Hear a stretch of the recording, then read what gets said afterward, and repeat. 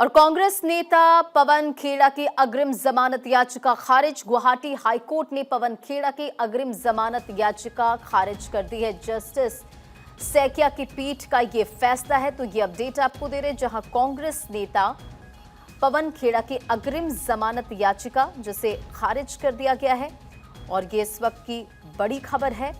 Guwahati high court ने पवन खेड़ा की अग्रिम जमानत याचिका को खारिज कर दिया है। जस्टिस पार्थिव ज्योति सैकिया की पीठ का यह फैसला है। तो गुवाहाटी हाईकोर्ट में पवन खेड़ा की अंतरिम जमानत याचिका खारिज। हेमंता की पत्नी पर आरोप लगाए थे और हमारे सहयोगी लीगल एडिटर सुमित इस खबर पर देकर अपडेट के साथ जुड़ चुके हैं। सुमित, क्या कुछ अपडेट है? कांग्रेस नेता पवन खेड़ा की अग्रिम जमानत याचिका खारिज हो चुकी है। नहीं मिलने के बाद गुवाहाटी हाईकोर्ट में अग्रिम जमानत याचिका पवन खेड़ा ने दायर की थी और 21 अप्रैल को कोर्ट ने सुनवाई करने के बाद अपना फैसला सुरक्षित रख लिया था।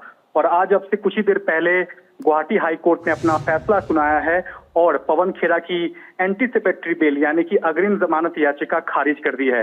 कोर्ट ने अपने फैसले में साफ तौर पर कहा है कि ये जो स्टेज है, इस स्टेज पर पवन खेड़ा को राहत नहीं दी जा सकती है और ऐसे में अगर अग्रिम जमानत पवन खेड़ा को अगर इस मामले में दी जाती है तो हो सकता है कि इस मामले में जो एफआईआर दर्ज की गई है सीएम हेमंता बिस्वा की पत्नी की ओर से, उस एफआईआर में जो पुलिस जांच हो रही है, उस पुलिस जांच में जो है एक तरह से सबूतों के साथ छेड़छाड़ और जांच प्रभावित हो सकती है।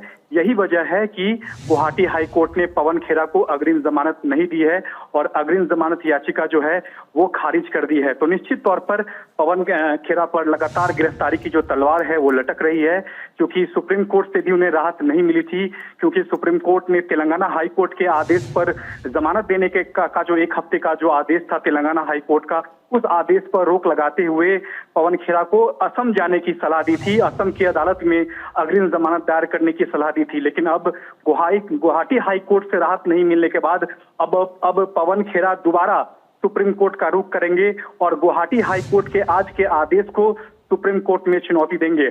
अब ऐसे में क्या सुप्रीम कोर्ट से उन्हें राहत मिलती है या नहीं, क्योंकि उनके पास अब आखिरी विकल्प सुप्रीम कोर्ट बचा हुआ है।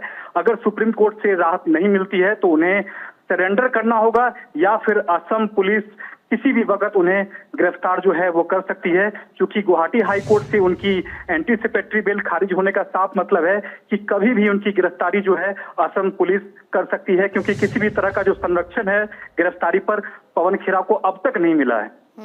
ठीक है, बहुत बहुत शुक्रिया तमाम जानकारियों के लिए सुमित। नजर बनाए रखे आप।